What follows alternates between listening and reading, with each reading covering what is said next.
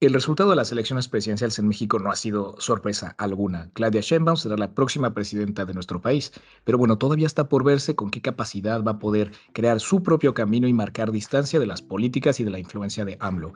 Esto es War of Diplomacy, tu podcast favorito de política internacional y geopolítica, y como ven, el día de hoy vamos a hablar de la situación en México.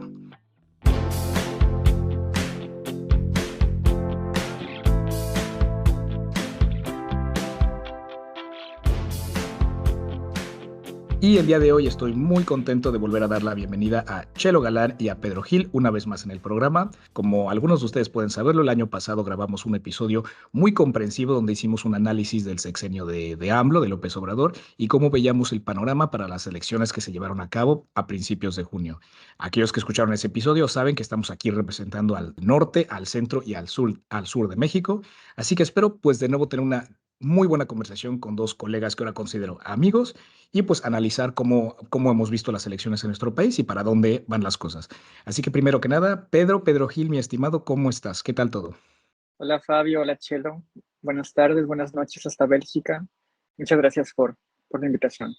No, hombre, el gusto es todo nuestro. Como se acordarán algunos de ustedes, Pedro es abogado y estudiante de filosofía y pues estamos muy contentos de volver a hablar contigo. Y por el otro lado tenemos a Marcelo Galán, muchos le llaman a Chelo. ¿Y qué tal, Chelo? ¿Cómo estás? Bienvenido de vuelta a World Diplomacy. Muy feliz, Fabio, muy, muy feliz siempre y también un gusto volver a platicar con ustedes. Pedro, también un fuerte abrazo hasta Tabasco y pues aquí se van a ir dando cuenta quién es el regio, quién es el del sur y quién es el de Ciudad de México con los acentos. Entonces, ahí ustedes adivinen y nos mandan sus apuestas. En eso tienes toda la razón. Chelo es estudiante de Ciencia Política y Economía y es el fundador de Política en Corto, que se recomienda mucho porque de verdad así es como yo me mantengo al tanto de lo que va pasando en México muchas veces y la verdad es que tienen un contenido brutal, Chelo, así que felicidades. Y a mí me dicen mucho que tengo un acento bien raro, no te voy a mentir. De hecho, hoy una chica que conocí guatemalteca me dijo, güey, no entiendo cómo hablas. Y honestamente, después de bastantes años ya fuera de México, yo sé que a veces tengo ahí una combinación de acentos y tal. Me perdonarán la vida, esperaré a hablar un poco más chilango, pero bueno, ya se verá. Y como todos saben, en cada episodio de este podcast dividimos el contenido en tres bloques. Hoy vamos a pues hablar primero del contexto de las mayores elecciones que México ha visto, las campañas, la elección, cómo vemos las cosas. En el segundo bloque, pues yo creo que entramos un poco más en detalle y ver, pues, qué le viene a Claudia Sheinbaum, qué le viene a México, esas similitudes y diferencias con el proyecto de, pues, el presidente que va para afuera. Y al final hablaremos un poco, pues, de cómo vemos a México en este análisis global, ¿no? De cuál es el rol de México en el panorama mundial. Pero bueno, primero que nada, amigos, pues simplemente un par de palabras de conversación. Se me hace muy interesante la relación que tenemos porque después de ese primer episodio que grabamos hace un año, nos hemos mantenido muy al tanto y muy al habla. Eso se me hace fenomenal. No sé ustedes cómo ven esta relación que hemos desarrollado. No, totalmente algo padrísimo y justamente a distancia me encanta, particularmente porque todos tenemos distintas realidades políticas y eso es algo que quiero reconocer. Y pues Fabio, tú viviendo también en las Europas, en el viejo continente, pues tienes una realidad súper distinta a la nuestra. Y creo que es algo súper padre, ¿eh? Porque creo que nos mantenemos al tanto, platicamos, hay mucho debate en los grupos y también a veces nos decimos que no, por ahí no va o no, totalmente de acuerdo. Entonces creo que el episodio pasado fue una reflexión muy padre, muy pesada con datos, muy involucrada y muy como reflexiva y creo que el día de hoy tenemos un podcast mucho más platicado, mucho más honesto y sobre todo como más prospectivo, ¿no? De todo lo que viene para el futuro de México y pues por su misma incertidumbre que carga consigo el futuro, pues no sabemos si se va a cumplir, tanto así como no sabemos, o bueno, el Chelo Galán de la vez pasada que hicimos el podcast, pues yo decía que Marcelo Ebrard iba a ser el presidente y el día de hoy el título del podcast literalmente es Claudia Sheinbaum. Entonces, así de equivocados podemos estar, así que tómenselo con un grain of salt, como dicen en Estados Unidos, pero pues encantado de aportar con el análisis. Yo estoy muy contento también. Me emociona estar aquí con ustedes porque, como bien dices tú, Fabio, nos conocimos a través de este podcast, pues que tú nos juntaste y al final los tres podemos tener diferencias en algunas cosas, pero los tres amamos el conocimiento y la información. Y al final de esto se trata este podcast, ¿no? Todos los que nos están escuchando están aquí por curiosidad, porque quieren saber lo que pasa en México y en el mundo. Así que muchas gracias, Fabio. No, hombre, aquí el gusto es todo mío y compartir el micrófono con dos compañeros que tienen tanta pasión por lo que pasa pues, en nuestro país y en el mundo, ¿no? Y bueno, yo creo que ya sin más preámbulos, entremos al meollo, entremos al primer bloque. Y primero que nada, pues yo les quiero preguntar, ahora sí, ¿cómo han visto el panorama político mexicano desde la última vez que hablamos? ¿Cómo vieron estas elecciones, las mayores elecciones que México ha visto? Y nada, así un poquito general, ¿qué tal? ¿Cómo sienten el sentimiento en el país? A lo mejor podemos primero hablar un poquito de las campañas, tal, y luego ya meternos más sobre la elección. Pero pues no sé, el que quiera darle primero, adelante y pues vayamos comentándolo. Yo quisiera empezar, lo que voy a decir puede parecer un poco ridículo para algunas personas, pero quiero hacer lo que es como en Canadá, ves que cuando no sé si en todo Canadá, pero al menos en British Columbia, cuando hay un acto público, las personas dicen, I acknowledge the recognition of these areas, First Nations people. Y creo que es importante también, independientemente que vamos a hablar de México, hacer el reconocimiento de que hay una guerra ahorita ocurriendo entre Palestina e Israel y que hay muchas muertes, tanto ahí como lo que está ocurriendo en Ucrania y en Rusia. Me parece importante mencionarlo porque creo que sí está ligado con la situación en México. Desde que nos vimos la última vez, desde que hablamos, creo que ya tiene más de un año, pues han ocurrido muchas cosas en todo el mundo y aquí en México, pues al final sí lo vemos reflejado.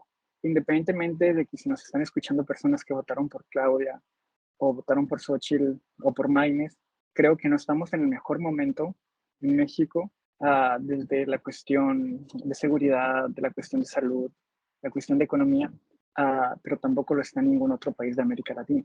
Entonces, bueno, esas son las cartas sobre la mesa a nivel, digamos, nacional y mundial.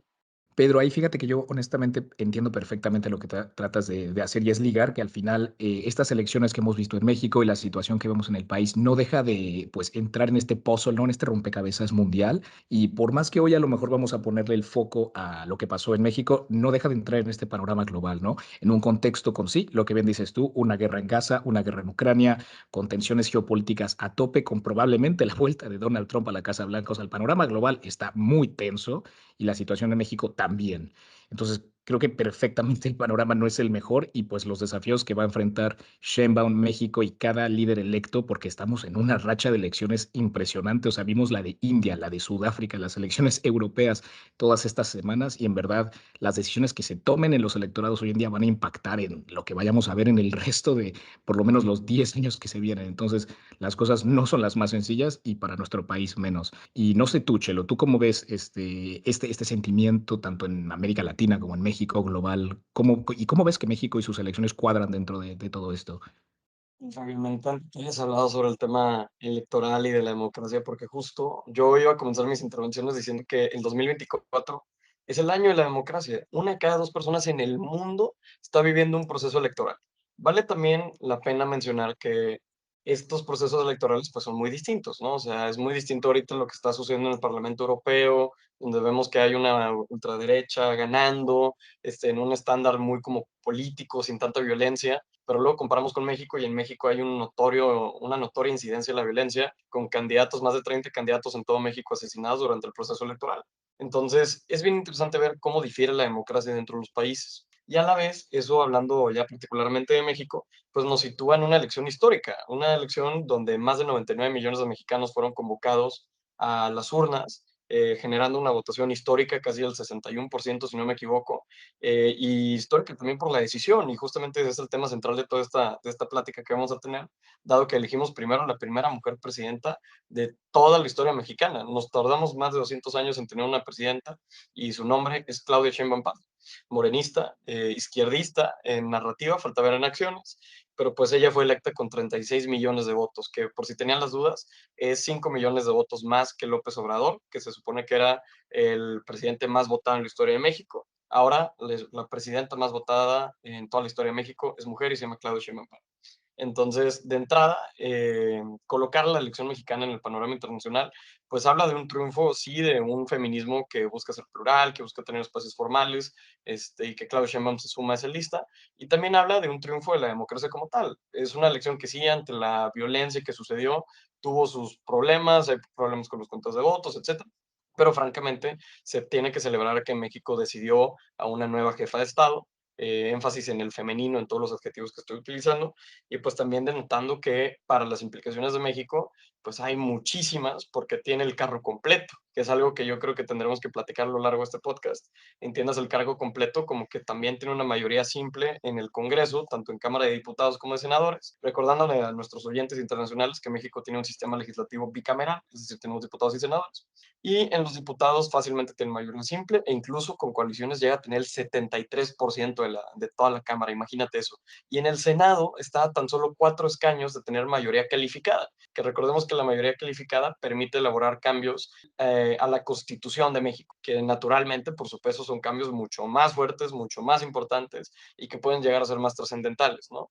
Entonces, estamos en un escenario sin duda alguna histórico, sin duda alguna muy democrático, quiero decir eso, porque hay mucha gente que piensa, sobre todo las personas que votaron por Xochitl Gálvez, diciendo, no, fue un fraude, no, es que la violencia, pero francamente, 36 millones de personas votaron por la doctora Sheinbaum, y es algo impresionante. Y justamente creo que es lo que nos convoca aquí a 3 mentes a platicar sobre esto, y pues encantado de seguir platicando con todo esto. Chelo, ahí te tengo que dar la razón. Me viene a la cabeza este episodio que grabamos en inglés sobre, sí, sobre 2024 y cómo va a ser un año electoral fuertísimo. Y hablamos de los distintos modelos de gobernanza, ¿no? Y hablamos de los modelos de democracias plenas, democracias imperfectas, modelos híbridos y regímenes autoritarios. Y según, pues, estos paradigmas que estudiamos en ese episodio, pues México entra en la categoría de modelos híbridos, ¿no? Que es aquellos lugares donde hay, o sea, sí es verdad que hay un sistema democrático y lo que es, pero tiene muchos problemas, ¿no? Yo creo que en México tenemos que celebrar el hecho de que sí, esta creo que fue una elección democrática como manda. Obviamente ha habido sus irregularidades como los lleva viendo en la historia democrática de nuestro país, pero como bien lo dices tú, los resultados son clarísimos. O sea, por más que se vuelvan a contar los votos, esa diferencia de 2-1 creo que marca una clara tendencia de para dónde está mirando la gran mayoría de nuestro país y eso no se puede negar. Y sí, bueno, yo viví las elecciones desde fuera de México, las llevo siguiendo muy, muy cercanos. Y si algo tengo que reconocer, por lo menos de mi parte, es la eficiencia y mis grandes respetos por nuestro sistema electoral. O sea, se me hizo increíble que pueda yo registrarme viviendo en Bruselas, votar de manera electrónica desde mi computadora en el plazo de una semana y recibir mi comprobante tal. O sea, honestamente, es la primera vez que digo, vaya maravilla. Yo intenté votar en 2018 desde Madrid y mi voto se perdió en el correo, lo cual me frustró muchísimo. Y esta vez No estoy de verdad manches. muy contento.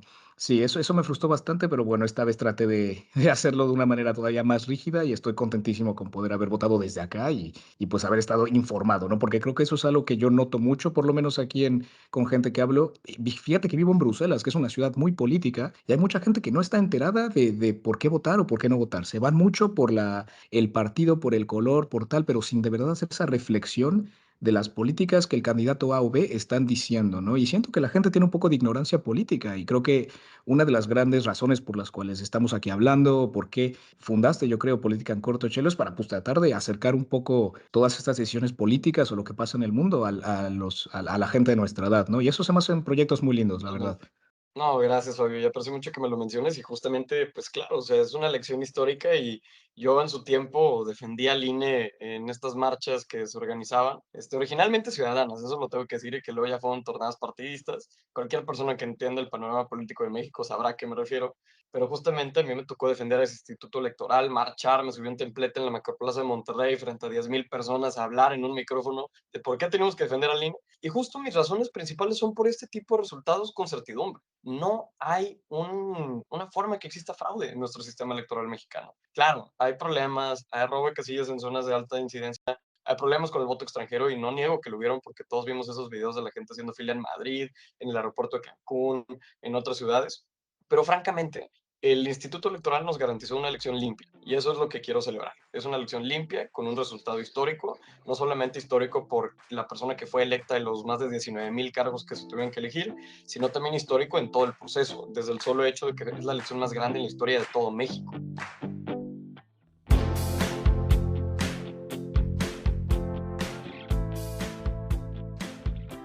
Bueno, chicos, dejando atrás esa contextualización en este primer bloque que hemos hecho para pues, dar un poquito una idea de para dónde fueron las cosas, cómo sentimos el contexto de la elección, creo que es momento de entrar un poco más en materia, ¿no? Yo creo que no debemos de centrar este episodio en cómo fueron las elecciones, las campañas, porque la decisión ya está hecha, ya tenemos nuestra siguiente presidenta y ahora lo que creo que hay que responder y explicar a mucha gente, que muchos de ellos no vienen de México o de América Latina, es quién es Claudia Sheinbaum y para dónde van las cosas en nuestro país. Así que primero que nada, Pedro, me gustaría preguntarte a ti un poco en tus palabras, ¿cómo nos podrás describir a esta líder, de dónde viene, cómo piensa y qué idea de proyecto de país quiere para México? Sí, mira, es una pregunta muy interesante que me gustaría poder saberla. Es inevitable hacer la comparación con el presidente Andrés Manuel López Obrador por lógica, pero el presidente Andrés Manuel lo conocíamos de pi a pa. Prácticamente hizo campaña, ¿cuántos años? No sé, 18 años, porque fueron 3 elecciones consecutivas.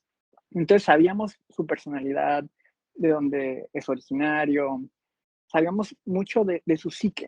De Claudia podemos decir como en cuestión profesional que, bueno, es una doctora en física, fue jefa de gobierno de la Ciudad de México y basta, realmente no sabemos más. Hay muchas dudas en cómo va a ser su mandato. A mí me parece que es una persona muy estoica. Cuando fue la pandemia, ella se comportó siempre muy firme, en ningún momento flaqueó y eso pues para mí es valioso, pero hasta ahí. Ahora, solamente su psicólogo puede saber cómo es ella personalmente. Y a lo mejor un poco más pensando a nivel ya de ese récord como jefa de la Ciudad de México, como jefa de gobierno de la Ciudad de México, y las acciones, los resultados políticos que ha hecho a nivel de seguridad, de gestión. Chelo, ¿tú por dónde tirarías las cosas? ¿Qué tipo de perfil tiene Sheinbaum a la hora de gobernar? Es una grandísima pregunta, Fabio, y qué bueno, Pedro, que haces ese énfasis. Y creo que para responder esta hay que hablar un poquito del pasado académico de Claudia, licenciada en física, con una maestría en temas energéticos, una persona muy técnica, ¿no? Una mente muy ingenieril, una mente muy tirada hacia como los datos, hacia los procesos, ¿no? Para entender estos procesos. Y creo que Claudia, como jefa de gobierno de la Ciudad de México, se enfocó en ello. Me recuerdo mucho la agenda de digitalización que tenía Claudia Sheinbaum dentro del gobierno de la Ciudad de México, que creo que es algo clave y que francamente como una persona que utiliza muchísimo los datos de gobierno, pienso que es muy importante tener una agenda de digitalización, sobre todo también para mexicanos en el extranjero. Pues Fabio, obviamente no te voy a hacer venir a la Ciudad de México a que reimprimas tu acta de nacimiento. O sea, francamente hay cosas que hay que cambiar y creo que Sheinbaum tiene una agenda interesante de digitalización.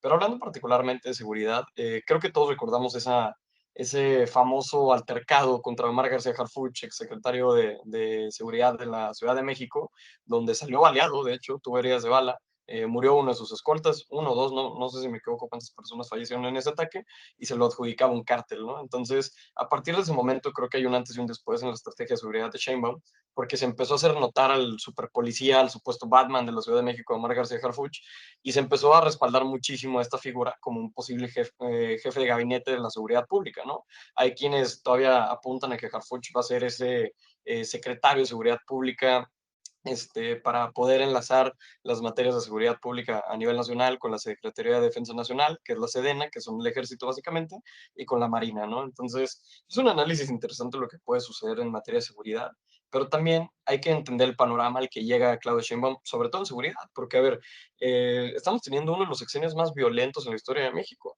En 2022, perdón, en 2023 reportábamos alrededor de 171,000 homicidios. Y si bien va una tendencia a la baja en el reportaje de estas cifras oficiales, que era alrededor del 4% del 2022 al 2023, pues también no podemos obviar que en 2023 tuvimos 84 muertes diarias por homicidios. Es una cosa brutal. Ya hay zonas en México que son totalmente ingobernables. Y ese es el problema, porque tenemos una falla de Estado en zonas como Michoacán, Guerrero, los Altos de Chiapas, en el desierto, en Coahuila, en Sonora, en Sinaloa. Es una cosa que tenemos que entender mejor. Y para entenderlo mejor tenemos que tener recursos. Y para tener recursos tenemos que tener expertise. Y para tener expertise tenemos que tener a la gente correcta. Y la pregunta sobre si Omar García Harfuch y Claudia son el par perfecto para resolver el grave problema de homicidios y el grave problema de inseguridad en México, Pues es una pregunta que se va a ir contestando a lo largo de los siguientes 6 años. No sé decirte ahorita si Claudia va a hacer un buen trabajo o no, porque yo creo que este es el verdadero reto de toda la gobernanza mexicana de aquí a los siguientes 6 años. No sé si ustedes están de acuerdo conmigo, pero francamente yo pienso que la inseguridad es el reto a resolver.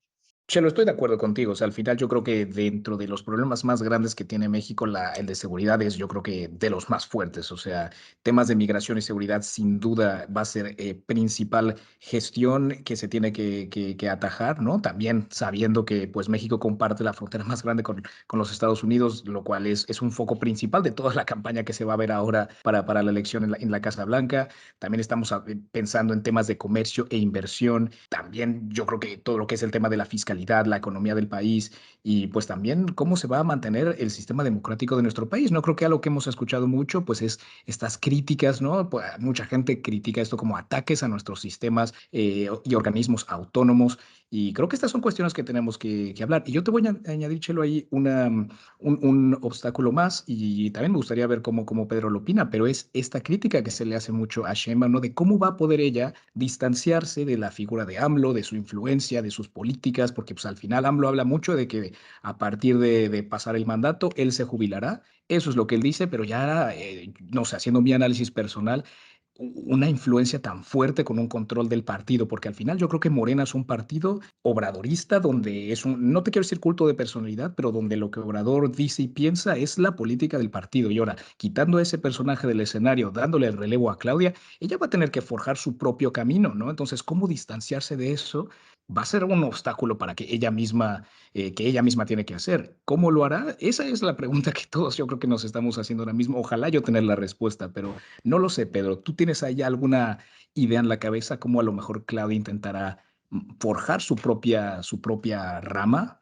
Por lógica, va a ser diferente a él. Es otra persona. Al momento de que ella tenga el mando, puede ejecutar de acuerdo a lo que ella decida, pero quizá a través de su gabinete, de las personas que van a estar a su alrededor, pueda marcar una diferencia, pero también pienso que ella tiene que medir mucho al electorado, porque las personas que votaron a su candidatura fue en gran medida porque querían, prácticamente fue como un referéndum, sinceramente, al presidente Andrés Manuel. Entonces, si ella se distancia del parecido con el presidente, creo que eso le va a restar a popularidad.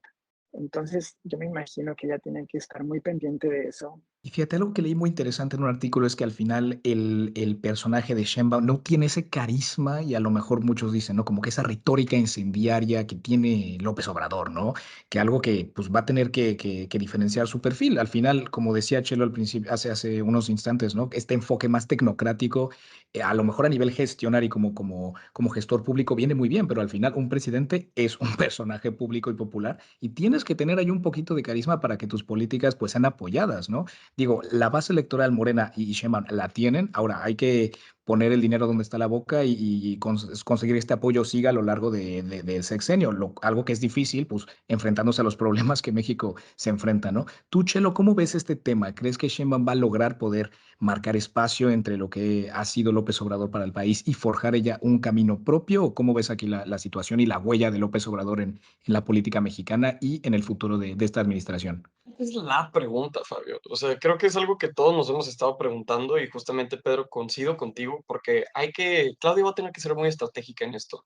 No se puede distanciar tanto para que la gente no sienta que, uy, votamos por otro Morena, ¿no? Tampoco puede estar tan junta porque luego la van a evaluar como una AMLO 2, ¿no? Y obviamente también aquí hay un juego de ego en el sentido de que, pues bueno, si yo fuera presidenta de México, pues yo también quisiera tener, pues cosas por las que me recuerden, ¿no? O sea, no me gustaría solamente dar continuidad a Dos Bocas, al aeropuerto, a la refinería, etcétera, ¿no? O sea, me gustaría tener mis propios proyectos. Y justamente ahorita estamos a la espera de que Claudia anuncie estos megaproyectos para empezar a entender cuál podría ser su propia huella. Creo que estamos entonces respondiendo a una pregunta de forma anticipada. Creo que Claudia, todavía falta que nos presente un plan de gobierno duro, claro, con propuestas, con métricas de inversión, con análisis de retorno sobre la inversión, etcétera, para que sí nos diga por dónde va a ir la figura del gobierno. Y López Obrador, si bien ha dicho que se va a retirar de la vida pública y que se va a ir a su rancho allá en Tabasco, pues la verdad lo dudo mucho. López Obrador es, sin lugar a dudas, el político más importante que ha tenido México desde la época moderna democrática con el nacimiento de INE en el 97. Sin duda alguna, un México sin López Obrador no se puede platicar. Piénsenlo ustedes, lleva prácticamente, ahorita lo decimos, 18 años de candidato y se aventó otros 6 años de gobierno y estamos en el 2024, es todo el milenio nuevo. Entonces, hay que entender a López Obrador como una figura que fue un parteaguas en la política mexicana y que cambió la forma de hacer política. Y a la vez, al cambiarlo, sobre todo, yo creo que vale la pena hacer énfasis en esto, lo cambió en la forma en la que se comunica la política. Y lo escribí una vez, hace unas 2 semanas, no, hace una semana precisamente, con el cierre de la elección, lo escribía explicando por qué perdió la oposición. Y es porque intentaron el juego político de López Obrador y fracasaron de una forma rotunda.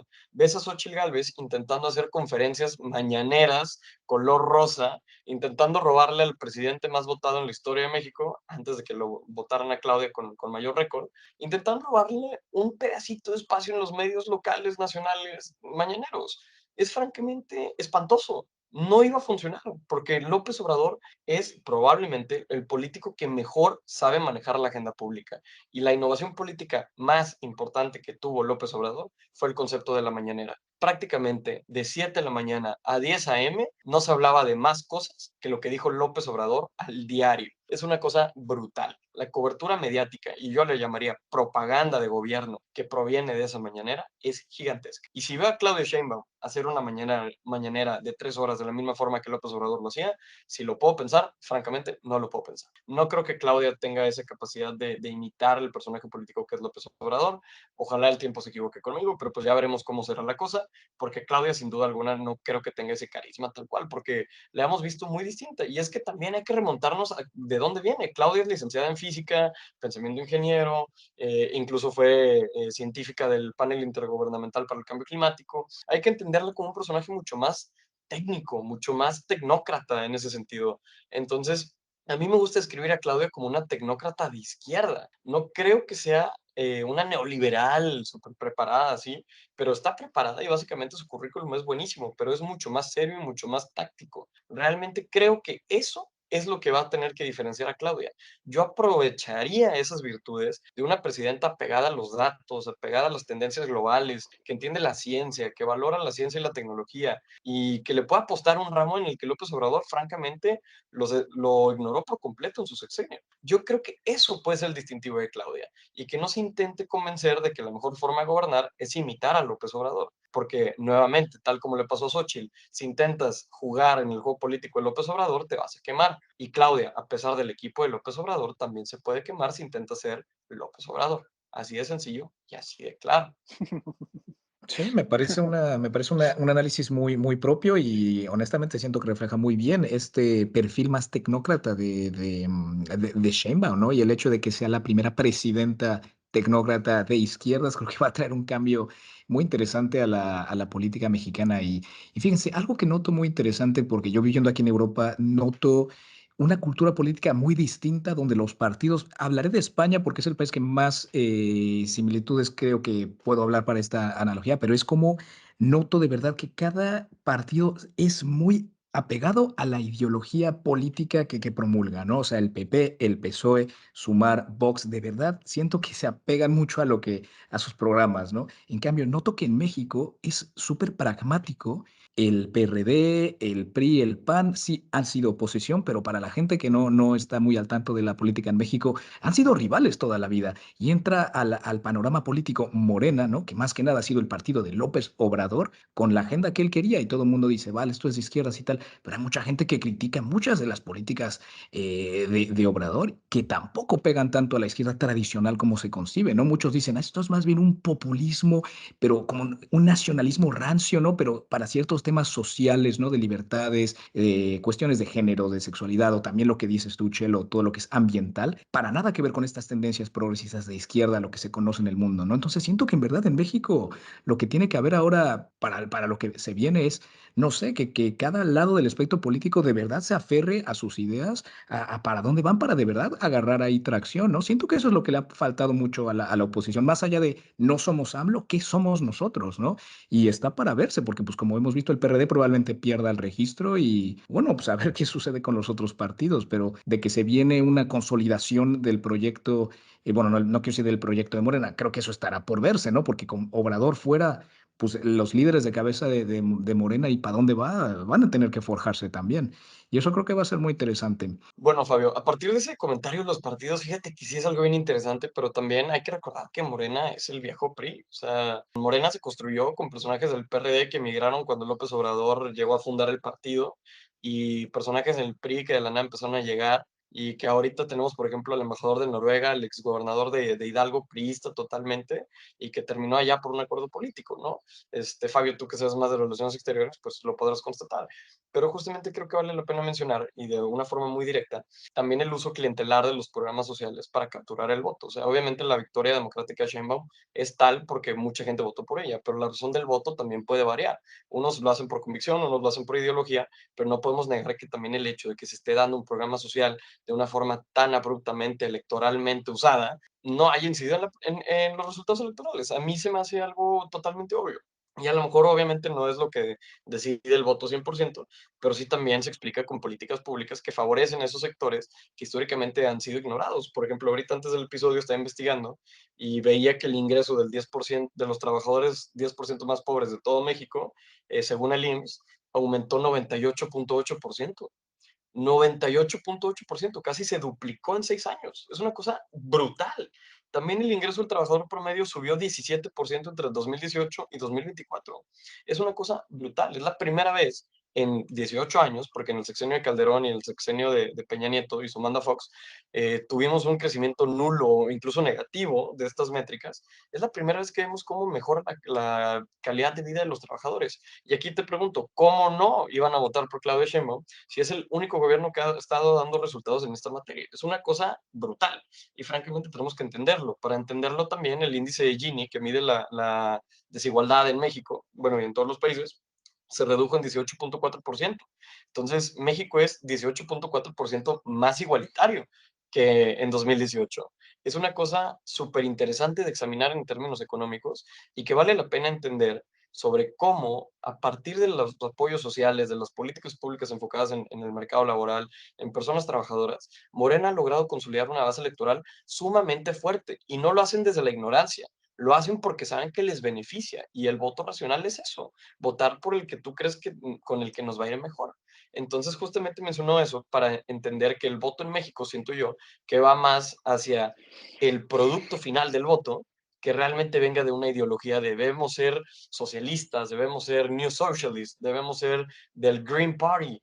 Realmente se trata más de entender cuáles son los entregables directos que me va a dar la administración por la que voy a votar. Esa es mi perspectiva sobre lo que tú mencionabas, Fabio, que se me hace un punto súper interesante y que creo que vale la pena destacar. Chelo, estoy de acuerdo con ello, Chelo. O sea, al final, sí, esas convicciones políticas, ideológicas tan cuadradas, te lo digo, o sea, yo en verdad es algo que he notado que en México no está tan presente. Y creo que explicas muy bien el por qué, ¿no? Uno quiere ver ese resultado directo. Yo quiero ver mi mejora socioeconómica. Yo quiero ver que las cosas mejoren. No quiero ver aquí un líder diciéndome, sí, hay que aliarse con las derechas globales, hay que aliarse con los gobiernos de izquierda. No, o sea, al final lo que a uno le importa es estar mejor. Pero tú, ¿cómo lo has visto en las calles con la gente que tratas, tal? ¿Cuál es ese sentimiento que tienen para irse más por Claudia o por Xochitl? ¿Cómo viste tú este feeling de para dónde va el voto de la gente? Mira, escucho a Chelo y la verdad que me deja callado, porque todo lo que dice Chelo es correcto. Como diría Ernesto Sábato, la realidad es la verdad. No lo dijo Pedro Sánchez, porque Pedro Sánchez lo acaba de citar, pero fue Ernesto Sábato. Y yo me quedo callado porque a veces me pregunto, pues yo creo que yo soy el errado. A lo mejor el México que yo vivo de Whitexican, que hay que decir también, ¿no? Hay que saber en quién es uno, en dónde está parado, y las condiciones de privilegio que uno tiene, pues no te permite a veces ver todo lo que está diciendo Chelo. ¿Qué es lo que podemos hacer ahí? Quedarnos callados, ¿no? Y que la democracia gane. ¿Qué fue lo que ocurrió? Ahora, algo muy interesante que me está ocurriendo a mí personalmente es que yo siempre he estado con las minorías. Y hoy la minoría dio la vuelta. Ahora la minoría es lo que podríamos decir la oposición. Y algo, fíjate, Chevy, te lo digo con todo respeto del artículo que publicaste, de que se tituló ¿Creían que tenían oportunidad la oposición? Fíjate que no me gustó cómo lo escribiste, porque pareciera que estás diciendo que perdió todas las personas que tenían una opinión contraria. Y eso creo que es muy delicado, porque si bien los candidatos de oposición no ganaron, todas las personas que votaron por ellos mantuvieron su dignidad, que la dignidad es un tema en este país. De alguna forma, las personas que votaron por Morena y por darle continuidad a este proyecto avalaron tácitamente o inconscientemente los miles de muertos, que es realmente aterrador. Todas las inconsistencias que tuvieron en el servicio público las personas que representaba este gobierno saliente. Entonces, ¿de qué se trata? Muy importante la reflexión. Y te digo, creo que es mejor quedarnos callados porque realmente pues están en su derecho. Nadie les puede quitar su derecho, pero es importante tener las antenitas muy despiertas y saber decir, esto no es el camino correcto, yo estoy en contra de esto, y realmente que la ciudadanía sea pues una oposición. Esa es mi reflexión. No, Pedro, la verdad, mil gracias y totalmente aprecio la crítica, justamente. Y es que sí, o sea, al final de cuentas, hay que reconocer que en la maquinaria electoral aquí en México ha dado como resultado un carro completo. Un carro completo en el sentido que, pues, Morena va a tener la Cámara de Diputados, la Cámara de Senadores, va a tener la presidencia, ya lo único que falta es la Suprema Corte de Justicia, y la Suprema Corte de Justicia, pues, da la casualidad que en un año va a tener que renovar una magistratura, y esa magistratura, pues, la propone ¿quién? La presidenta, ¿no? Entonces, va a ser algo bien interesante la configuración política de aquí en adelante, y justamente, pues, sé que ahorita vas a pasar una sección directamente de retos y perspectiva, pero justo me adelanto para decir eso, o sea, nosotros votamos, o bueno, la ciudadanía mexicana votó justamente por un régimen que tiene el carro completo. Entonces también las expectativas son gigantes. Y justamente creo que nace de un hartazgo con el sistema actual, con cómo se ha manejado el discurso político, con la inseguridad, con la economía, etcétera. Entonces, estoy de acuerdo contigo en que de cierta forma al votar este régimen sí se avala las muertes, sí se avala el problema de la gestión de la pandemia, sí se termina como de alguna forma dando un mensaje de, ¿sabes qué? No pasa nada ante los cientos de miles de personas que han fallecido en este sexenio, ante un sistema de seguridad, perdón, de salud pública que está completamente decimado. Antes de entrar al podcast estaba viendo un dato que me aterraba. O sea, el número de consultas médicas entre 2018 y 2024, amigos, se redujo en 47%. 47% menos gente fue a consultar porque el INSABI, por ejemplo, y el IMSS Bienestar han sido un fracaso total. Y yo creo que ese es un reto brutalmente gigante para Claudia Sheinbaum y para la siguiente Administración Pública Federal. Y justamente es como si estuviéramos aplaudiendo la ineficiencia. Pero al final de cuentas, y esto es algo que a mí me duele mucho decirlo, el gobierno y esta elección terminó siendo un voy a votar por el menos peor, que es algo que yo también me pregunto, ¿hasta qué punto se vale votar por el menos peor? ¿Hasta qué punto se va a poner peor lo ya de por sí peor? Entonces, es algo que también tenemos que decir, y me gusta que termines con el tema de ciudadanía, porque justo yo creo que es la ciudadanía la que tiene que empezar a proponer nuevas cosas, nuevos partidos políticos, nuevas propuestas, nuevos debates públicos sobre todo, que creo que es lo que más nos surge. Y estoy totalmente de acuerdo contigo y pues Fabio, también me gustaría entender y escuchar tu opinión respecto de esto.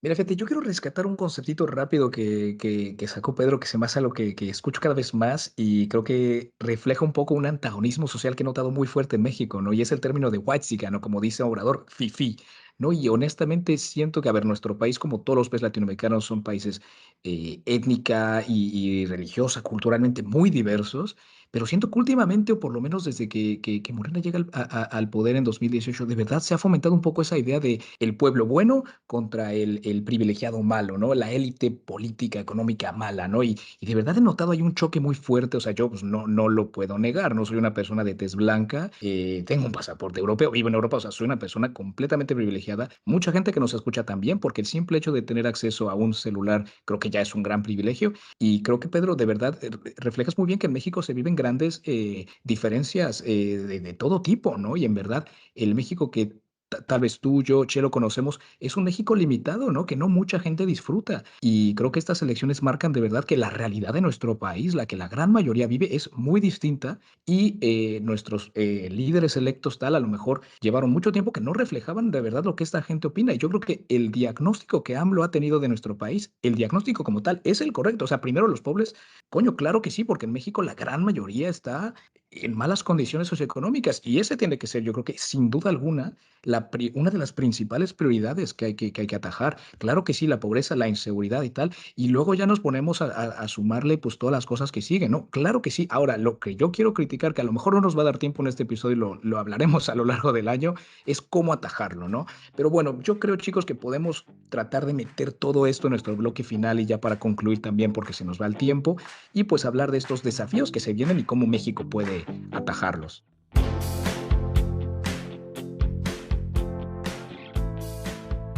Pedro, Chelo, para ya terminar este episodio y tampoco pues que nuestros oyentes se queden aquí horas, aunque a mí me encantaría hablar por horas, pues miren, les voy a poner los puntos principales que tenemos aquí y como ustedes lo vean, pues ir dando ideas de cómo podríamos a lo mejor atajarlos, ¿no? El primero, como decíamos hace rato, es pues la migración y la seguridad, ¿no? O sea, claramente pues México tiene un desorden, este caos que se extiende de la frontera norte y bueno, es verdad que ha habido cooperación con Estados Unidos, tal, pero como lo han dicho, el aumento en la violencia ha sido alarmante, ¿no? El poder del narcotráfico en el país también, y pues la estrategia que se ha fomentado en este sexenio, pues es un poco de reducir esta criminalidad con no lo sé, un estilo, no te quiero decir tregua, pero sin atacar fuego con fuego, ¿no? Una estrategia a criticar, a alabar cada quien.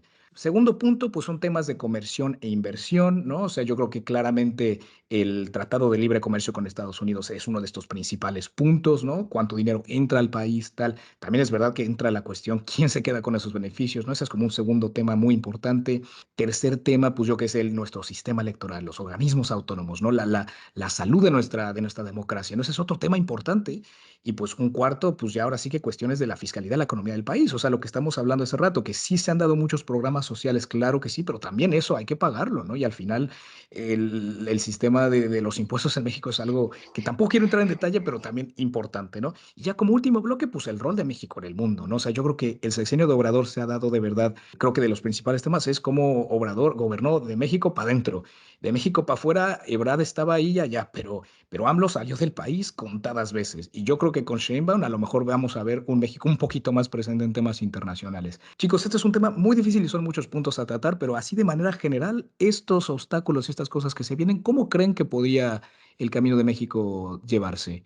Mira, si yo pudiera en pocas palabras describir la situación actual de México, las que me vienen a la mente son histórico, apabullante el triunfo de Claudia Sheinbaum y la última palabra diría prudencia, que creo que es muy importante que vayamos procesando lo que está ocurriendo. Creo que a veces cuando vivimos el momento presente un suceso histórico no lo podemos dimensionar. Tendrán que pasar varios años para ver este momento en retrospectiva. Ahora, como bien dices tú, hay tantas cosas que están ocurriendo alrededor del mundo, tantos proyectos que aún no terminan de concretarse realmente, que empezó el presidente, que no sabemos realmente hacia dónde va a dirigir el barco la presidenta. Pero mucha prudencia, mucho sentido común cuando hablamos con las personas y que prevalezca la unidad. Suena realmente casi a cliché o algo muy banal decirlo, ¿no? Pero sí es importante que no olvidemos que al final todos somos mexicanos y que la democracia es también respeto y tolerancia. Que Dios nos bendiga a todos. Es verdad, yo a veces así también lo digo, ¿eh? Que Dios nos bendiga porque se vienen cosas fuertes y el cambio climático es una de las que más me preocupan.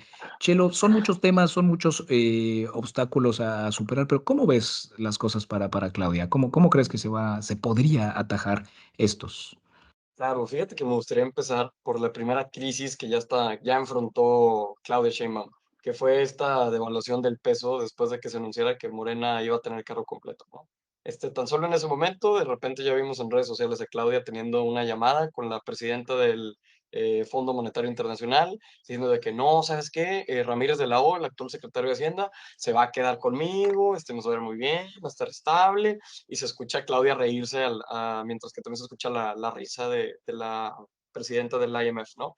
Entonces, es algo que siento que de entrada refleja cómo el mercado y cómo la comunidad internacional está poniendo los ojos sobre México, ¿no? Como tú bien mencionabas, Fabio, yo creo que también Claudia va a gobernar, sí, para adentro, pero también creo que va a tener un poco de proyección para afuera. Justo lo derivo de esta llamada que tuvo y de su equipo de media, pues sacando esta llamada con ella, ¿no? Poniéndolo en Instagram, en redes sociales, por todos lados.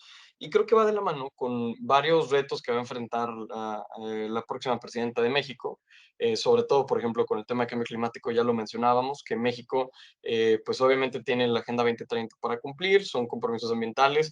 Estamos a tan solo 6 años de que se vayan a evaluar esos compromisos y francamente con Pemex siendo el emisor más grande de la historia de América Latina, pues uy, así que digas fácil, no la tenemos. Pemex de por sí ya es un monstruo, también es un reto gigantesco, tan solo en 2022 le tuvimos que inyectar alrededor de 340 mil millones de pesos. Para que te des una idea, eso es alrededor del 80% del presupuesto que se le da a la Secretaría de Educación Pública. Entonces es un dineral lo que le estamos metiendo a Pemex.